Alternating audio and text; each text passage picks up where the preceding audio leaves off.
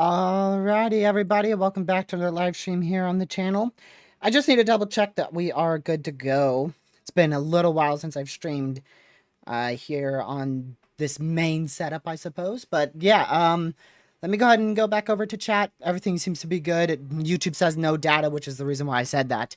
But yeah, let's see what we have here today. We have Haley. We also have Caleb, Henry, Girl Dev, Catman, Indiana, Dog Plays, as well as Caden. I don't know if he's still in here, but welcome to the stream. Rain Maves, as well as everyone else who is watching, may not be chatting. Glad to have you here as well, Proxy, and Derek, as well as Psycor. Glad to have y'all all in here. We're going to be discussing severe weather for the first time in a little while, so let me just triple check. Everything's good to go. And yes, we are good to go.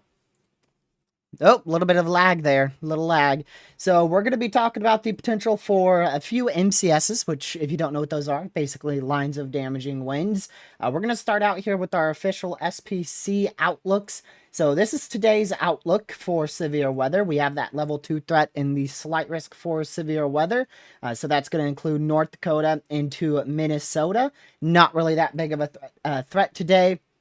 We do have a 2% chance for tornadoes, which I think the highest chance for tornadoes will probably be back out in North Dakota when those storms first go ahead and fire up, which should be about 7 o'clock, about 1 hour. We should see quite some explosive supercellular development out there in North Dakota. That is your tornado threat, 2% chance. This is your wind threat. We've got a 15% chance in that yellow area, which includes Fargo, Grand Forks, as well as Bismarck in North Dakota. And then we have that hail threat pretty much in the same area today as well. So 70-mile-an-hour winds, 1.5-inch hail, and a tornado or two can't be ruled out today in and around that slight risk area. We have that marginal risk level 1 out of 5. I'll go to your current radar. That's how your radar looks like right now.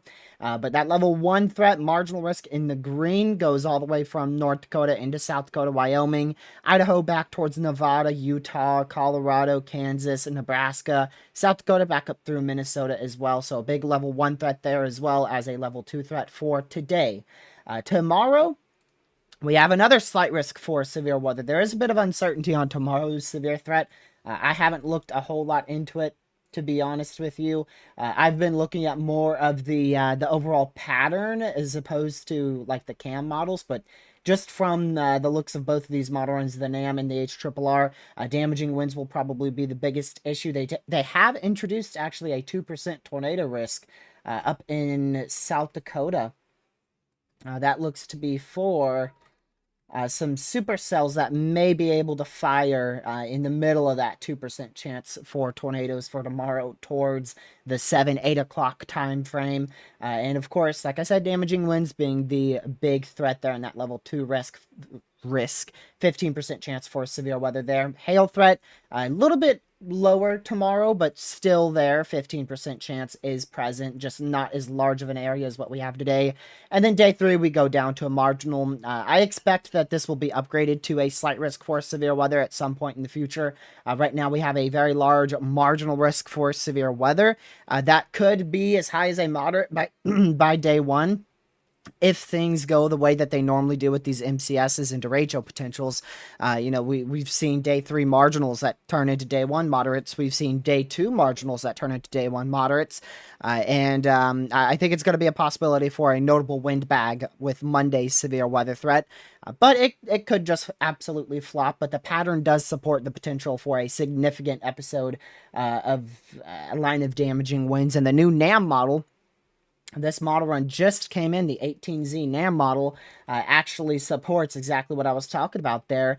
You can see a line of damaging winds on the NAM model. Now, the NAM typically does that. That's very typical for the NAM model, but I do think this is one of the instances where it may actually be correct. If we look at your millibar chart here, your 500 millibar height wind speeds, you can see a little bit of a short wave in the jet stream out here towards St. Louis and Chicago. So I'm monitoring that very closely. Now, that could be absolutely nothing. It doesn't look like that last derecho setup we had, but I mean, there you go. That's definitely a good shortwave portrayed by the NAM model. The GFS model doesn't have that nearly as well, so it's a lot of predictability issues. The only reason why I said moderate is because that's just what these storms can do sometimes, is we go from nothing to a big surprise of damaging winds. But do I think that'll actually happen? No. No, we're at a marginal risk level 3 right now, or level 1. Level 1 on day 3 is what I meant to say. So there's your level 1 threat at the moment. And that will I'd be pretty surprised if that doesn't get upgraded. But some models, like, the GFS model, they're not picking up. Oh. Well, shoot, I take that back. The GFS model is picking up on it, but a little bit more to the west. So the GFS model has it closer towards Iowa. The NAM model has it for Illinois, Indiana. The NAM 3K, I should say, has it for Illinois, Indiana. The actual NAM model, ooh. Yeah, Girl Dev, yeah, we don't like this model run. Don't take that as if it's actually going to happen. But this shows the MCS going right through your area. Now, again, it's just model runs. It's nothing to get worried about. But if you're anywhere, let me give you a big old circle here. I did this on Twitter the other day. We have a very solid pattern that is setting up for Monday too. So, I mean, we just have a nice ridging that's in place here, and that's going to allow for kind of a slip and slide of damaging winds to be possible today, tomorrow, and Monday, and probably especially into Tuesday and maybe Wednesday. Let's pull this out a little bit more. Yeah, really Tuesday, I'd say. Monday, Tuesday. I'm not at the right product. Let me go over here. There you go. So that's your 250 millibar wind speed. So you can see a shortwave there in Illinois. It's not anything too crazy. I don't really see the ridiculous setup I saw a couple days ago with this. But we'll still monitor it. It's nothing big at the moment, but it could turn big quite quickly. Hello, Lucy. Welcome to the stream. And Legacy, as well as Sam. So, see, that's what I'm trying to. I don't want to sound like I'm calling for a derecho with this, but this type of pattern supports it. We have that type of favorability with Monday's severe threat. Now, Tuesday's looks just as good. Wednesday's looks okay, but not as good as Tuesday's, Mondays and Tuesdays. Oh, Tuesday's just uptrended a lot there on the supercell composite, but that really, honestly, doesn't really mean a whole lot. A lot on the instability department. Look at that. Yeah, that's your jet stream. So definitely if you are in that jet stream, so this whole area here, generally this whole area here, that's where we want to be watching for Monday and Tuesday for the potential of an MCS. And It is a derecho setup. I definitely would not be calling for a derecho with this, but it is the derecho type setup that we see. You know, your summertime madness per se, kind of like what we saw back in mid-July. Gracious day. Yes, I saw the EF4, y'all. I saw it. I saw it. It's preliminary. It is a preliminary EF4, which means it's not set in stone. It's not officially rated. Okay, there we go. Yes, I've seen the EF4, y'all. I'm in the weather community. I don't miss something as big as that. I saw it almost seconds after it came out. Yes, I've seen the 2 damage indicators. It is not official. They'll release an official statement. I think they said tomorrow on if those damage indicators will, or not tomorrow, Monday. Monday. Today's not Sunday. Come on now. Mondays when they'll release that official information on if it's upgraded or not to an EF4. Let me see.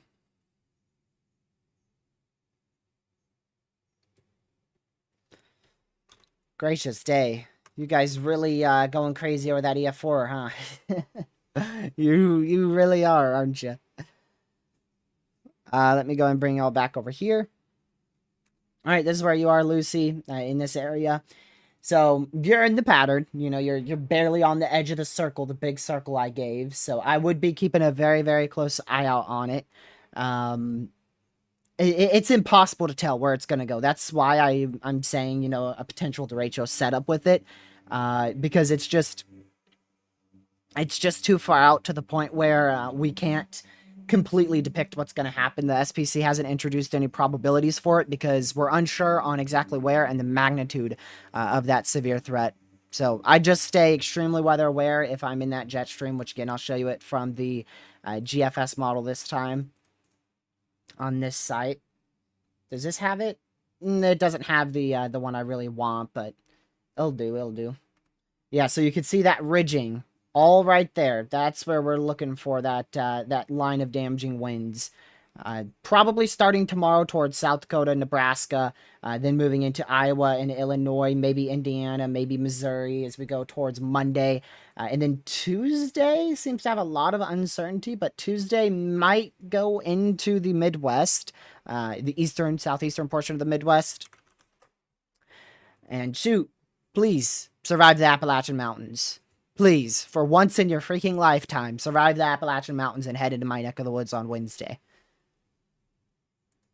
I don't even know what dates these are, to be honest with you. So Wednesday is the 31st of July, I think.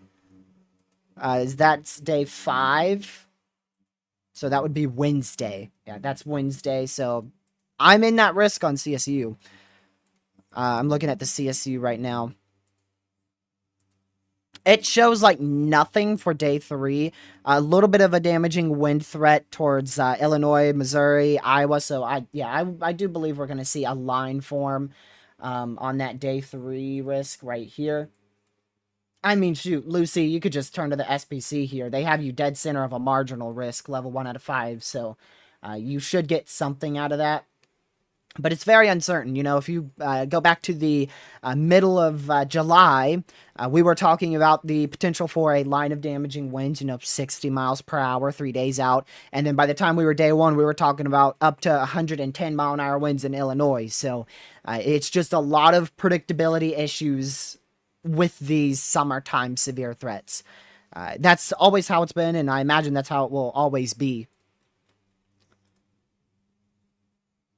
Let me see here. Okay. Welcome, Kevin, by the way. Let me make sure I've seen everyone else here as well. Have I forgotten anyone? Yankee, welcome to the stream. Let me go back up further. I think I've welcomed anyone who's chatted. Of course, everyone else who may not be chatting, glad to see you here as well. Alrighty, let's go over to our HRRR for later on today. 20Z, I just want to briefly talk about today's severe threat. Let's see. All right, let's go over to, so the HRRR is saying closer to 10 o'clock for storms to initiate. I disagree with that completely. Well, the new HRRR is actually saying 7 p.m. I agree with that one. I think storms will fire about 7 p.m. here, and then 8 o'clock we should see more storms fire up here, and then those should continue northeast. And main threat with those will be damaging winds, maybe some isolated large hail, and potentially even a tornado or two for today. So not the biggest severe threat, but definitely something that I will be monitoring. Could pull a 2024 moment, so I will be paying very close attention to that for the next 4 hours, just keeping an eye on it in case we need an urgent stream. Northwestern Indiana, so you are in the risk just barely. Now, if you're out towards South Bend, you're okay. But if you're out here towards like Michigan City, Gary, and northwestern Indiana, I would be keeping an eye on that threat for Tuesday as well as into Wednesday as well. But it's a little bit too far out to say a lot about, so I don't want to like tell you to be extremely weather aware, but you want to be paying attention. You want to be paying attention. You're in that jet stream, which if I go out again, so we're going to have a high pressure here, high pressure ridge here, and we're going to have a little trough here. That trough's going to traverse the U.S., and let me go back a little bit more so you can see this, the earlier one. This is today's. So same setup, you know, you have that high pressure. In this case, it looks to be over like New Mexico, Texas. It sure is. And you have a little short wave up here towards Minnesota on Sunday. And then Monday, we start to see that next little short wave come through on Monday, and then into Tuesday as well. We get another one. I mean, we just get gracious. I thought we had like 2, but look at this. 1, 2, 3, 4, 5, 6. Ooh. That one's good. That's a good one. Now that would be a solid severe threat right there. That confined of a short wave. That's exactly what we saw with our last derecho in this almost exact area. Yeah, look at all that instability there. That is Wednesday's threat. Big plume of instability. Lines of damaging winds love instability. If you have a lot of instability in the summertime and you get this pattern that we're seeing now, it's very common to see derechos and lines of damaging winds. We could even see multiple derechos this week. Like, being realistic with the type of setup that we have here, we could see multiple derechos. But like I said, it's all going to be predictability issues, and I won't be able to tell you exactly how big the threat is until it comes around and we are pretty much at the time of storms firing. So there's no reason to be worked up and all worried about it. It's definitely something you want to watch for. It's July. That's when we normally see our derechos, so it's normal. It is normal. I'm trying not to get you guys to be worried, but I'm also trying to tell you to keep an eye on the weather. Because this is the exact pattern that we see with, like I said, lines of damaging winds. That is a really good, solid setup, too. Now, this shouldn't be a tornado, much of a tornado threat. There may be some minimal tornado threats every now and then with these lines. But we shouldn't have any high tornado threats or any tornado outbreaks. It should be some kick and wind threats. That's what we're looking at. Hello, Storm. Glad to see you in here. Storm. Let's see here. W. Glad to see you here as well. Yeah, there's a lot of potential derecho setups here. I mean, we could have multiple derechos out of this.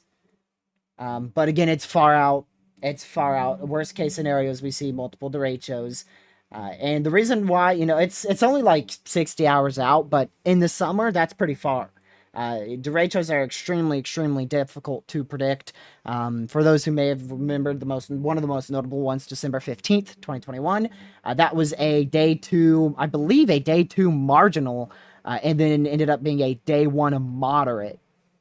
So they're very difficult to predict. They're not easy at all to see from more than like a day out. Big time predictability issues.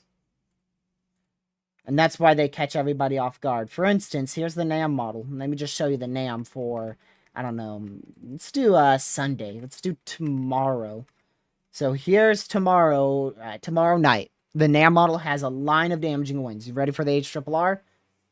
Nothing. Nothing. So that's the type of, that's the type of predictability issues that we have in the summer. Completely different between every model run on this for tomorrow is completely different. So if they're expecting a derecho on day one, they would issue a moderate. Yeah, if they expect one, but the only way to do that is to just wait until it pretty much happens. I mean, our moderate risk that was pulled for the derecho in mid-July, that was like almost a last-second moderate. They did really well with that though. Like the SPC, that was one of the best forecasts I've seen them do in a while. They did fantastic with that line of damaging winds. I was quite surprised when they pulled the moderate because models were kind of starting to pull back just a bit on the line of damaging winds, and that's when they pulled the moderate, and I was like, whoa, wasn't expecting to see that. And then sure enough, it verified. And when I did my live coverage, you guys heard me say that too. I was like, I don't know about this moderate actually verifying here, and then boom, it did. Oh yeah. Yeah, they've I remember a derecho last year in Illinois. They didn't pull a moderate until the derecho was ongoing. So that's what I'm talking about. You know, these lines of damaging winds, they are very difficult to predict, which is why I said you just want to be paying very close attention to it, because if it sneaks up on you, then you're probably going to be in quite a bit of trouble, just because those lines of damaging winds, man, they could have derechos up to 110 mile an hour winds, at least most of them up to 110 mile an hour winds. But if you're just paying attention to the weather, frequently checking with the SPC, just keep a very close eye on it, you will be fine. Just keep an eye on it.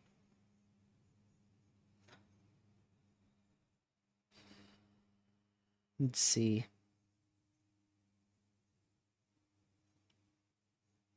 What is the derecho risk and who is at risk? I missed it. So this whole area, generally, I'll give you a bit of a better area. This is where I'm watching the most. This area right here, for Tuesday and Wednesday, both days, Tuesday and Wednesday, I'm watching this area that I just circled, right at the edge of that high pressure on the northeast extent, right where that short wave comes through. Just after that short wave, that's where I'm watching the most, because look at the instability plume. Watch this. Boom. An absolute ton of instability on Tuesday. And Monday has a lot of instability, but Tuesday's starting to uptrend more. However, we're still far out, so we'll just keep an eye on it and wait.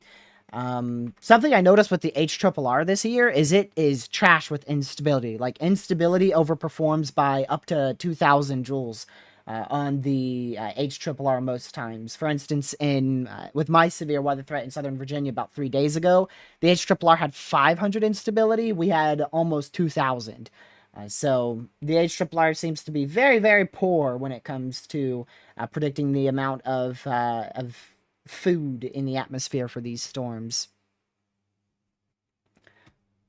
But again, it's gonna be something we have to determine day of on how significant the threat is. So you just want to be paying attention. Like the NAM model, this is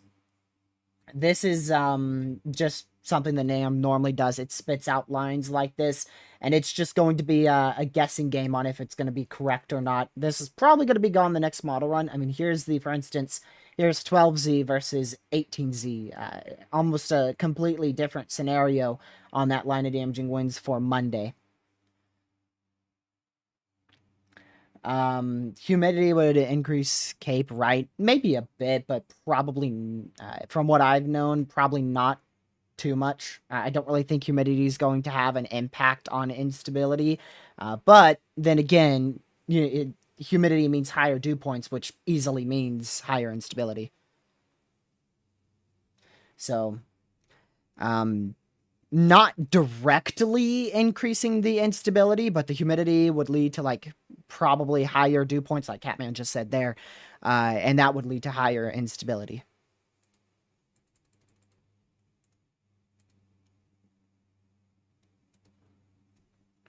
Large cap could prevent these storms, though. Yeah, Kevin, but then again, on the day of our derecho, model runs had like negative 200 SIN in eastern Iowa, and by the time things rolled around, we had none. So I wouldn't bet on the capping. Plus, if you get a well-established line or an established thunderstorm before the capping builds in, you're going to be perfectly fine. And the NAM model has these storms firing off at 5 p.m. So that's 4 p.m. here, actually. 4 p.m. Central. That's not going to be an issue.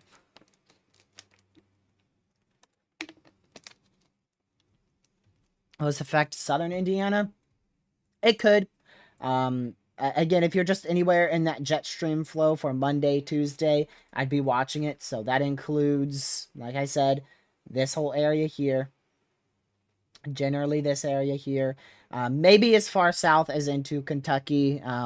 The further, it's a lot of uncertainty. The line could be up here in Wisconsin, it could be down here in Indiana, it could be in Iowa, or it could just not form on either one of the days. So it's just something that we need to keep an eye on, and there's a lot of uncertainty on exactly what's going to happen.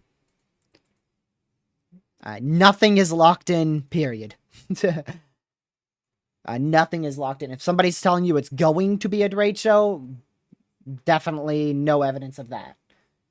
But there is the conditions are favorable for MCSs and derechos with these setups, especially this time of year. Just going to quickly check this.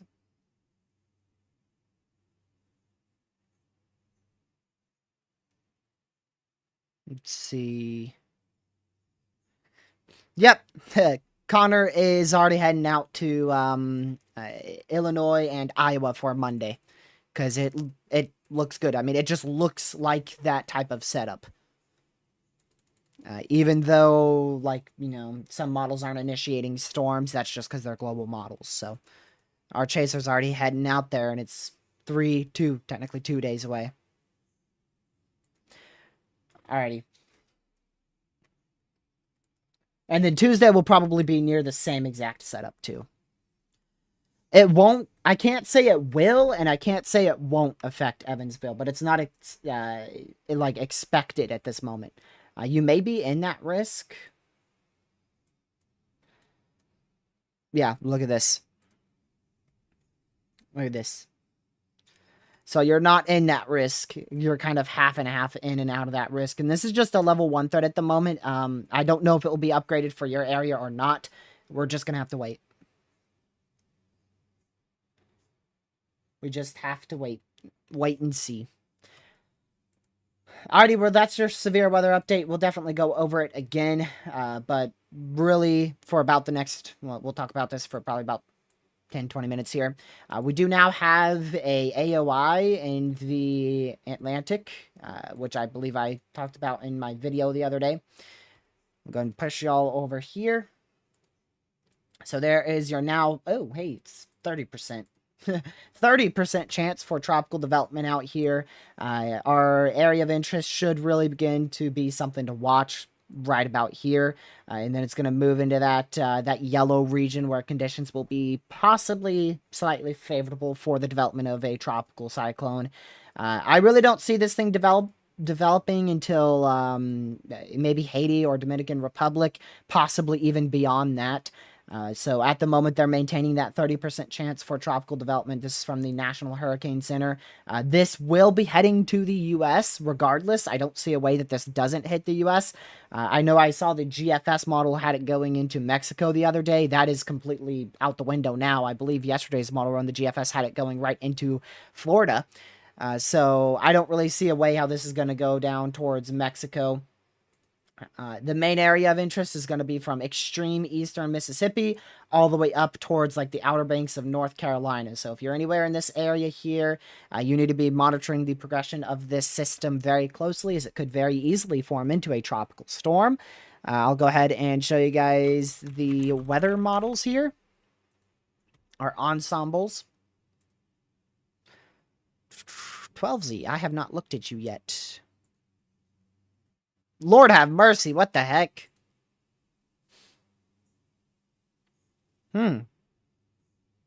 Interesting.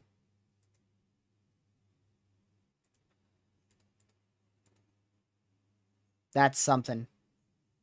So here is your ensembles from the European 12Z batch. And a lot of agreement that this is going to steer up and away from the US, maybe barely nicking the Outer Banks here. And that is really good. That is a really good amount of agreement between ensembles that this is probably going to just steer right away. So we'll see. I still think this scenario is definitely open, but it looks like that high pressure might be strong enough to kind of steer it up towards the Carolinas and then away and back out to sea. That's actually quite frequent. We see that quite a lot. And I nearly guarantee that this is going to have like one or two ensembles here. It has a little bit, some of them.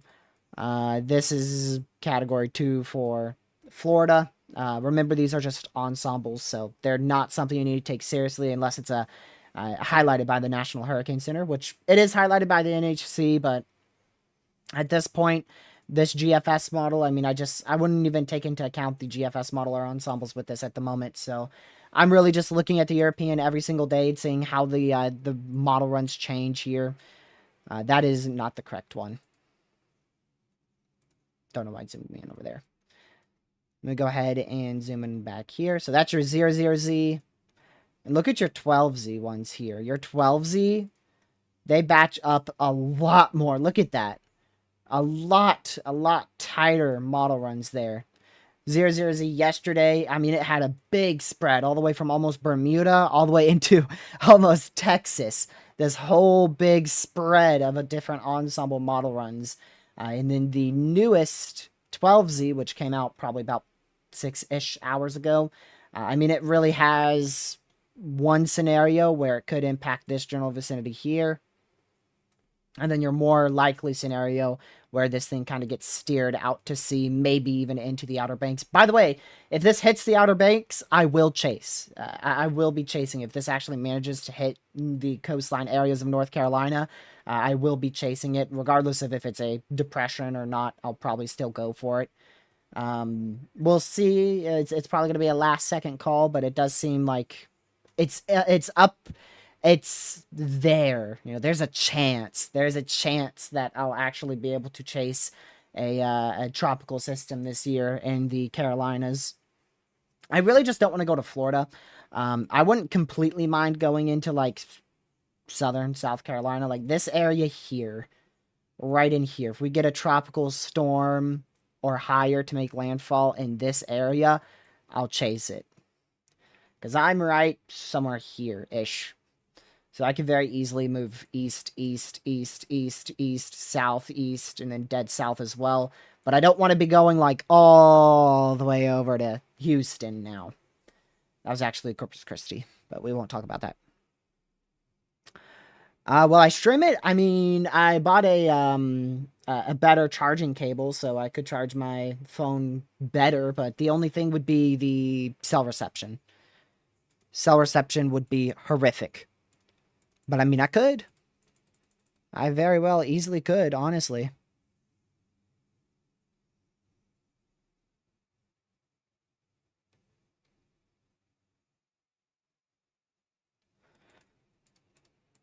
I'll just have to prepare more for it.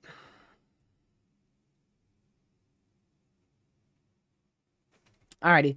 Well, that's really all I wanted to talk about the tropics for. I mean, I kind of expected to talk more about them, but I don't want to dive too much into it, because it's still a little far out to the point where we shouldn't be, worried about it by any means, but definitely want to be watching it. So 2 things to keep a very close eye on: the tropics, as we could quite easily see a tropical storm make landfall in the southeastern U.S., as well as that MCS derecho pattern that's setting up generally up in this area. I know that's a bit bigger, but generally. When can eastern Iowa first expect chance of severe weather? Let me see. Monday. Monday. I can't really give you much more of a time frame of that or not.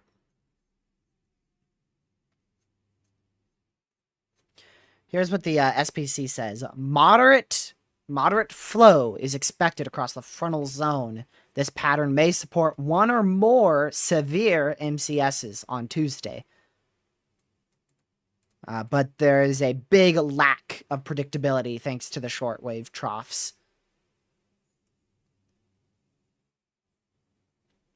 Ooh.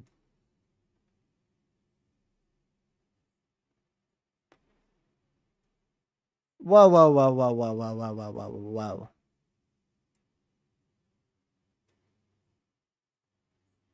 MCS development is likely in the Central Appalachians. Where that? Where is the... I don't know what they consider the Central Appalachians. Is that like West Virginia? Because for me, this is the Central Appalachians, like right in here. That's central to me. I don't know what is central to them. That would be really fun. I would love to imagine that. I'd chase an MCS on Wednesday and then book it for a, I don't know, we'll just say tropical depression on the Outer Banks on the next day. I don't even know when it would make landfall, though. Let me go check those European ensembles again. Weather nerds. Gracious day, that's zoomed in. Holy moly. European ensembles. Zoom in. It would make landfall. Okay, not then.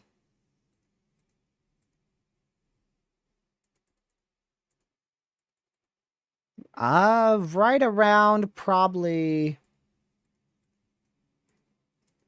What, this is saying like Monday? No, it's glitched. Between like Sunday and Monday next week. Not like this upcoming week, but the next week. So it's a week out still. Gracious day. You're telling me I'm going to have to talk about that thing for at least another week?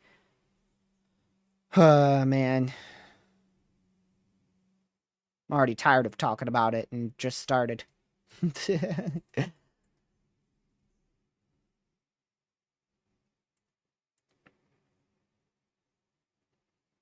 Okay. We also have an AOI out here in the EPAC. 50% chance of that developing over the next 7 days. I'm already tired of talking about this AOI. I'm just not a crazy fan of hurricanes. At least trying to predict them, but I mean, it's still fun. I'm a big severe weather person. I'm all severe weather. Severe weather, hurricanes, and then, man, I just want to go into hibernation when it's winter.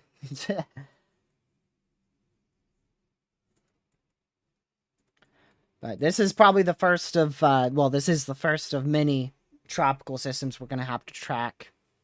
I don't see this being like the start of a hyperactive period yet. If you recall my last video, my last video, I was saying mid to late August. I still stand by that. This is just one of those little spin-up systems I was talking about in that hyperactive video, where I talked about the hyperactive hurricane season still being, very well possible. Just one of those spin-up systems. We could have another one towards, closer towards like August. I don't know when the model runs were saying it. We'll just wait until we get there, but probably like mid-August. And late August looks to still be the main time frame for stuff to explode. Let's see, 95W and 96W. Okay. Doesn't look like much in the Western Pacific. What is our Nino doing? Still wobbling around a La Nina. It's definitely going into that neutral to weak La Nina phase still. I don't think we'll get into it until probably September. Maybe even later. I don't know what you think about that, Catman. I'm pretty much everything but winter. Like, I love snow, but I hate tracking winter, period. I despise it. I hate it. It is atrocious. I know some people love it and love tracking it, but I just can't stand it. The predictability that comes with snow is ridiculous. One model would say 4 inches of snow in my area, the next one 3 feet, and then the actual total would be 0. It's like, what the heck? It's supposed to be between 4 and 2 feet of snow, and it was 0. I do want to see if this... Okay, not going off yet. So this is our boundary that's setting up out here in South Dakota. Hey. That's probably... Which way are you moving, buddy? Probably northeast? Yeah. That's probably the very beginning stages of our severe threat, but there ain't no way that's going to go all the way up to South Dakota. That'd be crazy. We should see storms fire right around this area here in the next 30 minutes and move up to the northeast.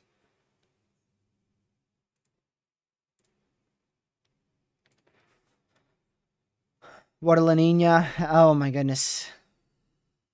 Yeah. What Catman said. What Catman said.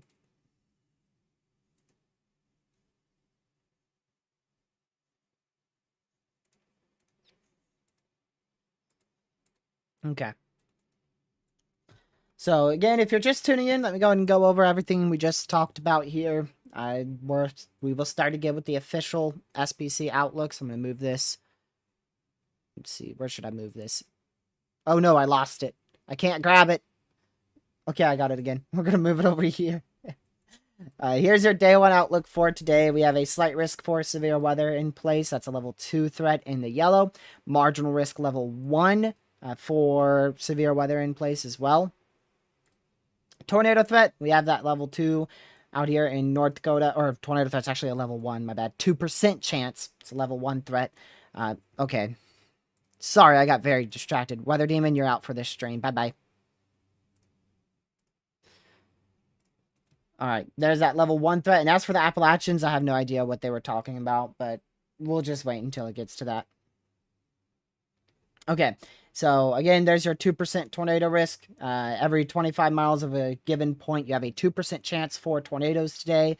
This includes North Dakota into Minnesota. We also have a wind threat out here, 15% chance for damaging winds every 25 miles of a given point. So make sure you are also hyper weather aware for damaging winds, and then the hail threat's also present with up to 2-inch hail being possible. Most likely we won't see hailstones over about an inch, inch and a half in diameter, but all hazards are on the table today. Primary hazard is by far damaging winds, followed by hail, and a brief NATO or 2 will also be possible. I think the primary tornado threat was really in Ontario today, but I don't even think that verified at all. We had a tornado watch out for like freaking 24 hours. I swear, last night, about 5 o'clock yesterday evening or so, there was a tornado watch out in Ontario. Maybe it was last night. I can't recall it.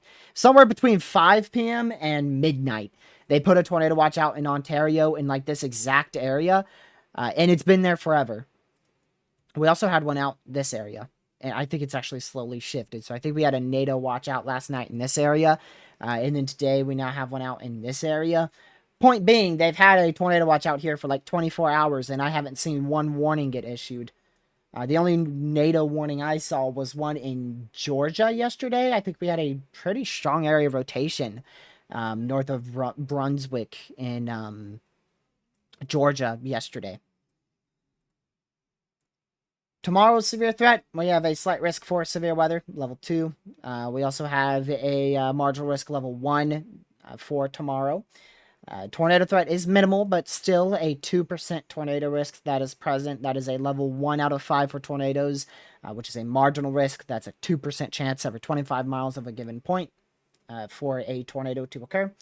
Damaging winds, got that slight risk, level 2 threat there in the yellow. And then the hail threat is also a level 2 in the slight risk. And then our day 3 threat, we have a... What is this? Oh, yes, a marginal risk. I haven't seen one of those in forever. Normally, it's a slight risk, too. So there's a level 1 threat for day 3. By the time that gets to day 1, I would be astonished. I'd be blown away. I would be very shocked if we don't have a slight risk somewhere in this area as we go towards day 1 for Monday. And Tuesday, we don't have anything in place, but Tuesday we'll probably see another slight risk somewhere out here. And then Wednesday, fingers crossed, we see a slight risk right there. Right there. Right over my house. That'd be perfect. Is that a rain shower for me?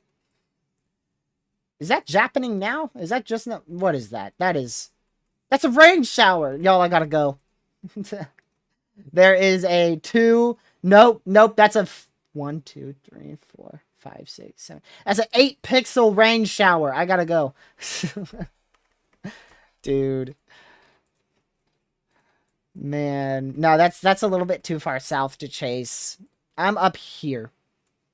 Whenever you see a storm in this area, just know I'm probably getting ready to chase it. Speaking of chasing, my chase the other day was pretty successful. So I started out, of course, where my house is, hopped up here, booked it over this way towards Danville, caught a wild shelf cloud at Martinsville Speedway somewhere in here. I don't know where the heck the Speedway is, but it's somewhere in Martinsville. Then I continued along this course here. So I actually went like this to the Speedway and then booked it back the other way. Wherever that Speedway is, I don't know where it is. Went towards Danville, saw a crazy shelf cloud here, booked it to the south, saw another shelf cloud here.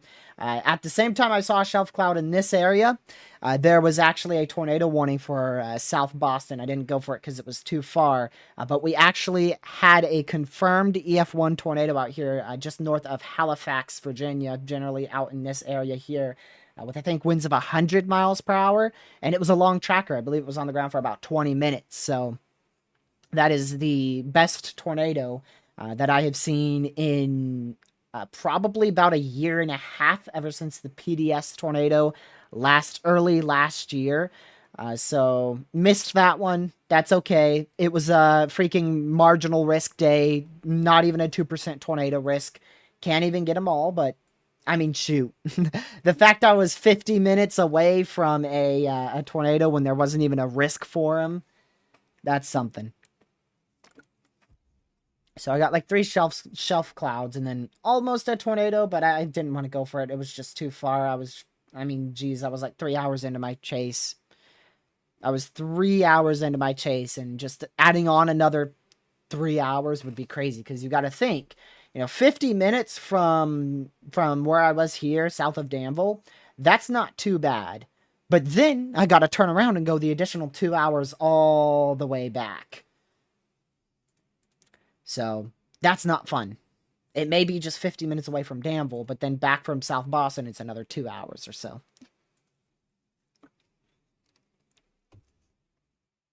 But, oh well. The good news is about going towards, like, the, chasing a hurricane or whatever. Like, if there's the forecast for a tropical storm to hit, like, this area, the good news is you can go to that area and you'd probably be fine. Whereas with tornadoes and severe weather, your risk areas are like this for today. You have this massive slight risk for severe weather. And then if you choose the wrong storm too far north or too far south, you're pretty much done with your chase. That's really how it goes with chasing severe weather.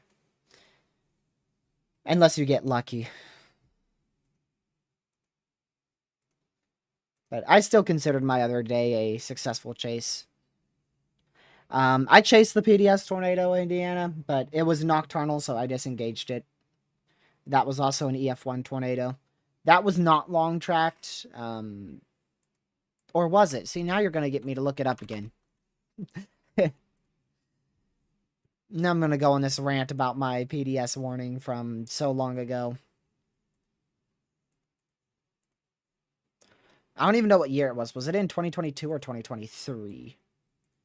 Go all the way back to 2021, just in case. It was 2022. Wow. Gracious day. I thought it was last year. Holy cow. It was on May 8th, and it was on the ground for about 15 minutes. That's decently long tracked. It almost hit my hometown too, or close to my hometown. Ayo, wait, what? What?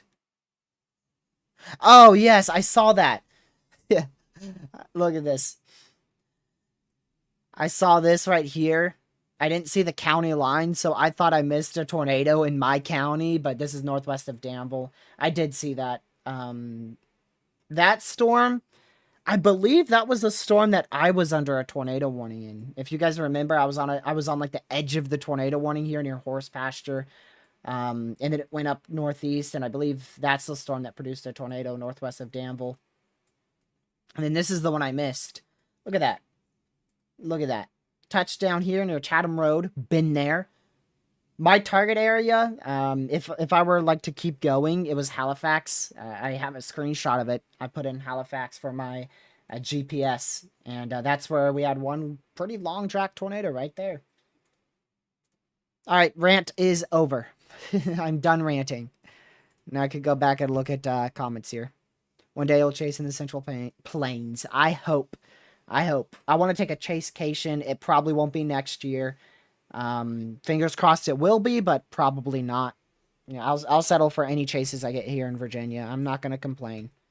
As difficult as it is not to complain about light rain showers once a year. Michigan, I think you'll be okay. If you're in southern Michigan, let me see where that area is. Southern Michigan may have to keep an eye out on, like, Tuesday. But I think you'll be okay. Yeah, you'll be fine. I don't think you'll have much of a threat there. But I'd still keep an eye on it just in case.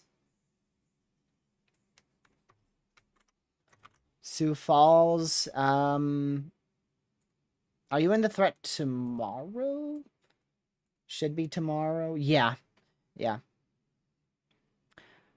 Does Sioux Falls need to be on guard for damaging winds Sunday afternoon and night? So Sunday, which is tomorrow, exactly the threat I'm talking about here, the risk that you see on your screen. Yeah, you definitely need to watch out. There could even be a tornado threat possible out that way. You are in a 2%, so definitely want to keep an eye on things for tomorrow. I don't know about a stream tomorrow, but I'm going to attempt to live stream tomorrow night. Right about this time tomorrow. I should be live by this time tomorrow. I have something I have to do tomorrow morning and afternoon. And, hold on. And I don't know if that will spread on into the evening.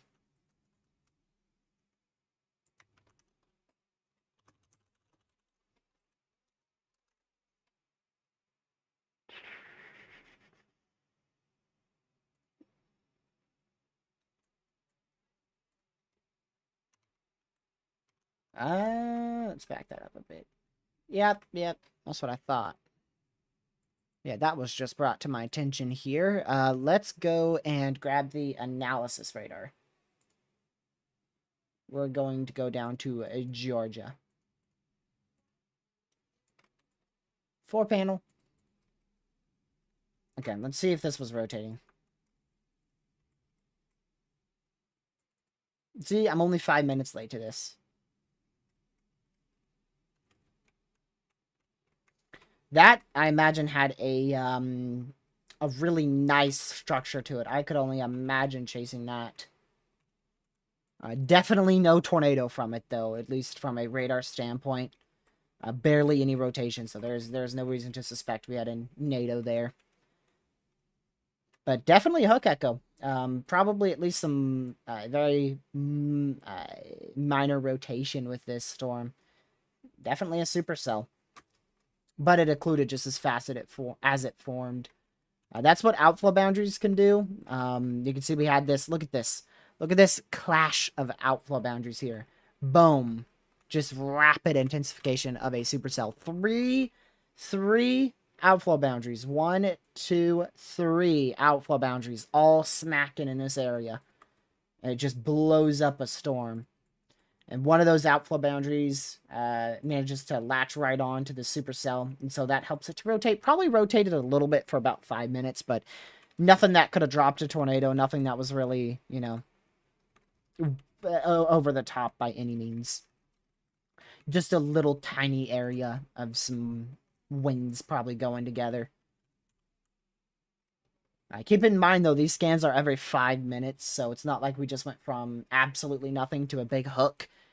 If we had scans every 2 minutes or 3 minutes, we would have seen a little bit more progression. But from this scan, I mean, it looks like we had absolutely nothing here, which we really didn't. I mean, we went from nothing to a hook echo in like 5 minutes. And now it's gone.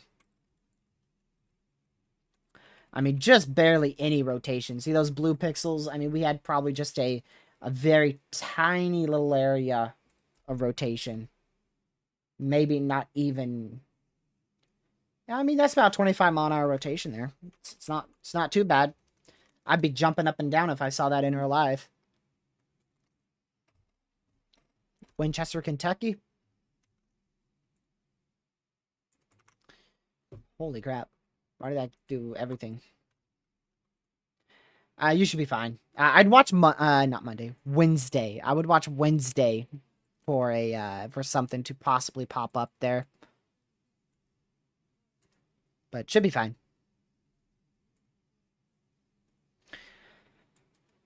Alrighty, well, we're going to do a little tiny bit longer of a live stream. If you guys have any questions or any areas you want me to take a look at, just go ahead and put them in the chat. We're going to extend our live stream by probably just about 10 minutes here. Then we'll conclude it. And I will probably go live on Twitter. If I can remember how to do that, I'll try to go live on Twitter later on today. Probably just after 7-ish. That's if I can remember how to go live on Twitter. Or X. Whatever you call it nowadays. I missed the ending time for the stream, which is why I'm going to extend it. A derecho. There you go, Caleb. That's your answer.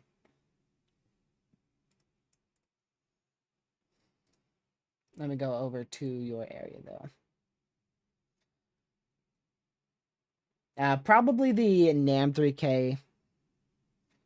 The NAM 3K shows, I mean, I don't know, it kind of misses you on the NAM 3K, but your worst case scenario is a derecho, and it's actually a very plausible scenario.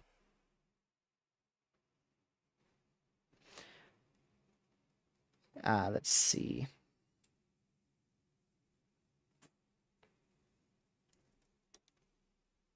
What should I watch and what should I expect from my area? You shouldn't expect anything at this moment, other than some rain showers on Monday into Tuesday. But I would definitely be watching for a line possibly forming Monday night into Tuesday as well. But don't expect it. Don't expect there to be a line. Just monitor it and keep an eye on it. And look at the SPC and National Weather Service very frequently. I heard winter could be cooler because La Nina isn't developing, especially for us on the south. Yeah, Catman, it is... Hold on. July 27th? What, do you want any winter forecast in August? Who do I look like to you? That specific YouTuber? I ain't gonna name him. We all know who I'm talking about if you're invested in the weather community.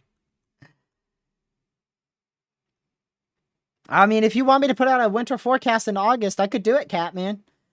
I could do it. It just ain't gonna be any accurate, not like my normal one is, though, to be honest with you. My winter forecasts are trash.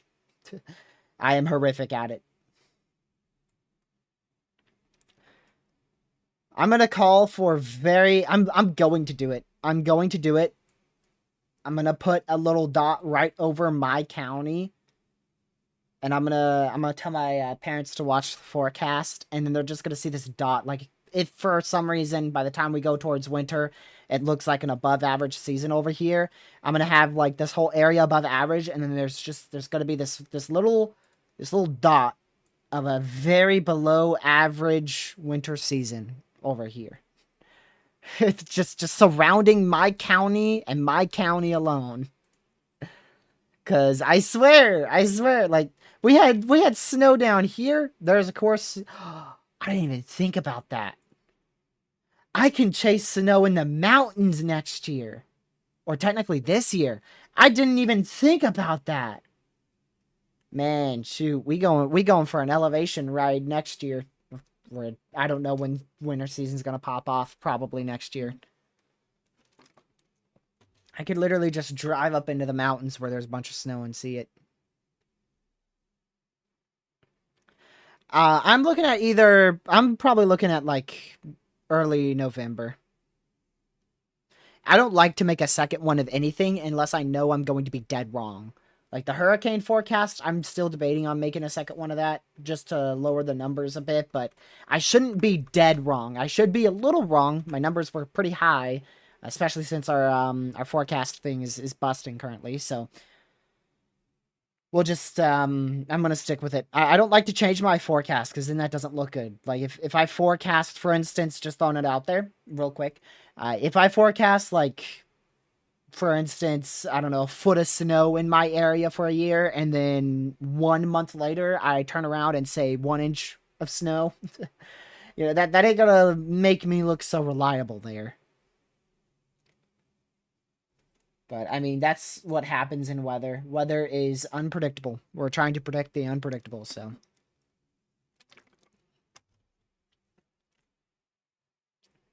I changed the state line. So you go to the lines at the top left. This is Radar Omega. Lines at the top left. You go to this thing here.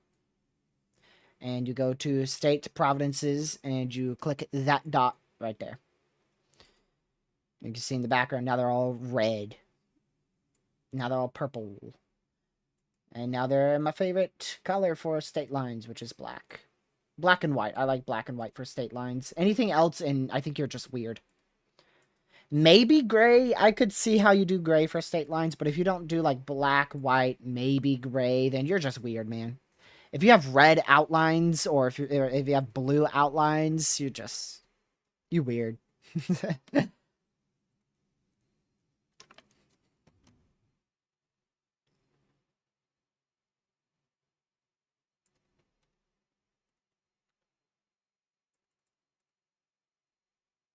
Hold on, I gotta do it now. Just look at this here. All right, y'all. This is gonna be my new. Oh my goodness! I think I just got flashbanged. It's so bright. This is gonna be my new map that I use for weather coverage. Nobody would watch this. No one would watch this. Oh my goodness! This is killing me. Hold on, I can make it worse. Y'all ready? Watch this.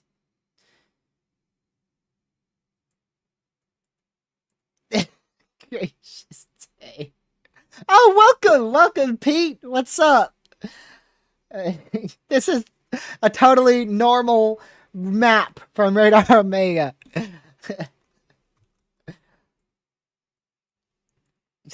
I'll quickly do this.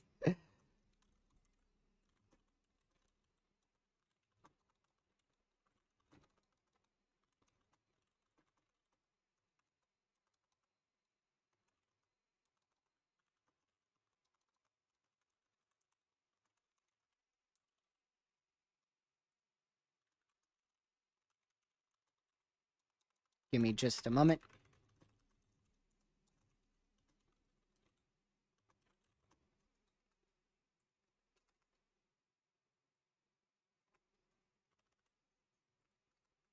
Okay.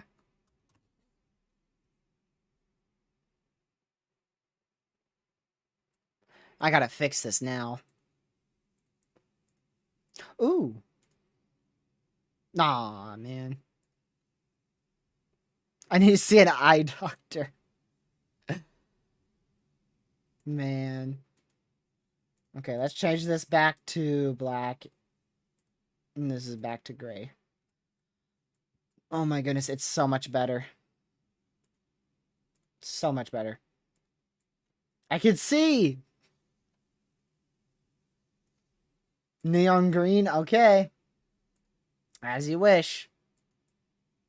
How neon we talking? Like this? Oh my word. That actually doesn't look Okay, that looks pretty bad. Holy moly. Nice map. Yep, yep. Nice map, Pete. It is a very nice map, man. Sure is.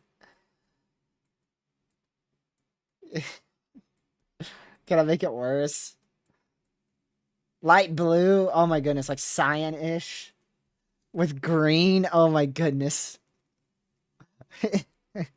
Gracious day. Yeah, we're having some fun at the end of the stream.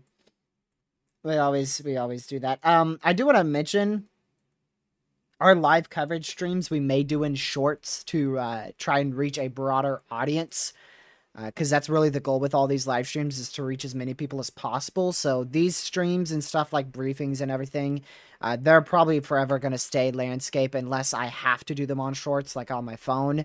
But I am thinking about doing coverages on shorts. It'd still be the high quality shorts, but it'd be everything vertical. So really think of almost this setup, but vertical. That's what I would have on shorts. So we wouldn't lose any other quality. We'd just be vertical. Which I know most of my viewers are on phones, so it probably wouldn't hurt you guys too bad. But for those on desktop, it's going to be a doozy. I think I looked back at the poll. There's only a couple people that's like less than 10% that watch on PC, or right around 10%. But shorts just lets us reach like a lot more people.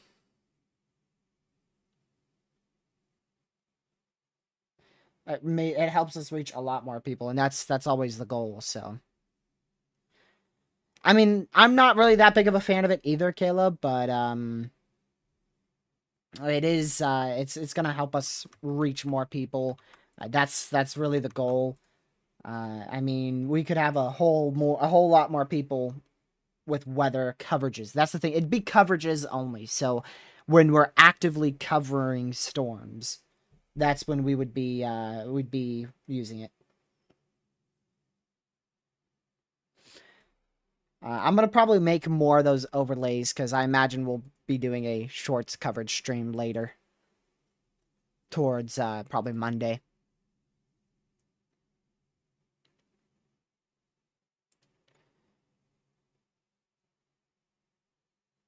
I like landscape too. I mean, I'm all for landscape. We're definitely not going to get rid of them. The majority of our streams will be in landscape, but the coverage ones, like I said, I kind of want them to be shorts.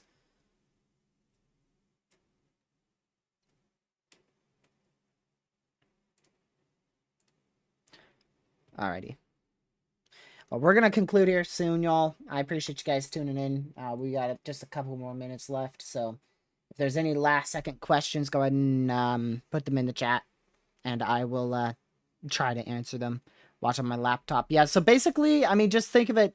You could find it yourself on YouTube. If you go to YouTube Shorts, it's just like YouTube Shorts, but it would be a live stream. That's it. That is it. Which that's a quite major change. Or if you think of like TikTok, think of TikTok live streams. It's like that too.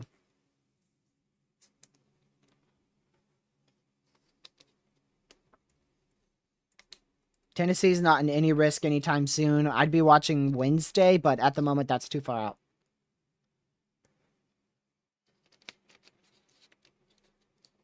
TRG Alley? Well, TRG Alley, in my opinion, let me think. Oh, man, I screwed up my county lines a little.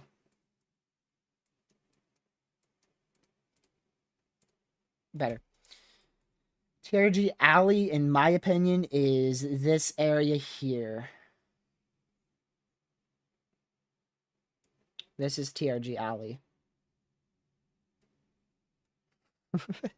Hold on, I'm going to screenshot that and send it to Lucky. This is TRG Alley.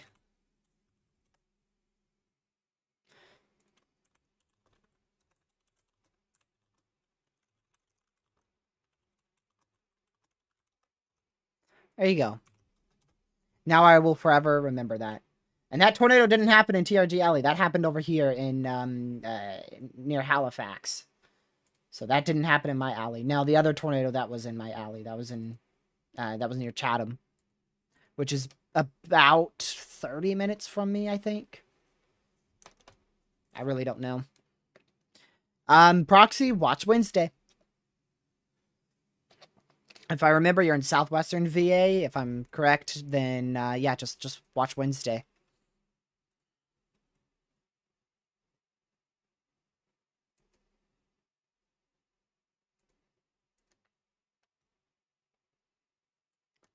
Keep an eye on Wednesday. I'll also do a feedback poll too on the shorts stream. I might even do it while I'm live. I'll do a poll just to see if people actually like hate it or if they don't mind it. Because if y'all don't mind it, that's okay. If you hate it, I don't want to do it if you hate it. But, I mean, it's tricky though, because reaching more people is always the goal. At the beginning, it was for complete fun, but now it's for fun and reaching as many people as possible.